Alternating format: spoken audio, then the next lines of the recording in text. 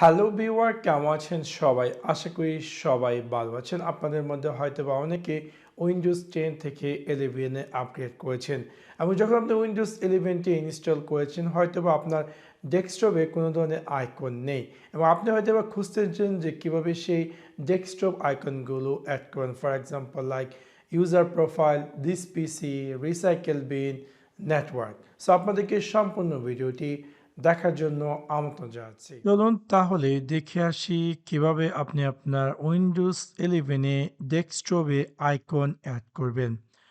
Actually যখন আপনি Windows 11 নতুন ইনস্টল করেন হয়তোবা আপনার উইন্ডোজ 11 এর স্ক্রিনটি একদম ক্লিন থাকে এবং আপনি চাচ্ছেন যে আপনার Windows 11 A like user profile, this PC, control panel, network বা রিসাইকেল এই 5টি জিনিস অ্যাড করার জন্য।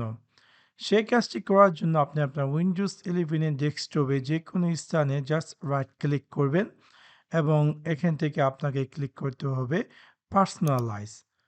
পার্সোনালাইজে ক্লিক করার পর অটোমেটিক স্ক্রিন দেখাবে এবং এখান থেকে আপনাকে ক্লিক করতে হবে থিমস।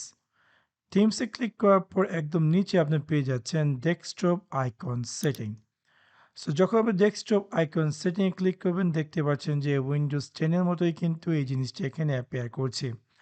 এখন আপনি যদি চান যে আপনার উইন্ডোজ 11 এর ডেস্কটপে computer, recycle bin, user file, control panel, network add করার জন্য তাহলে এই সবগুলোকে চুজ করে বা যেগুলো আপনার প্রয়োজন সেগুলোকে চুজ করে অ্যাপ্লাই দিয়ে ওকেতে ক্লিক করুন এবং আমি ক্লোজ করি।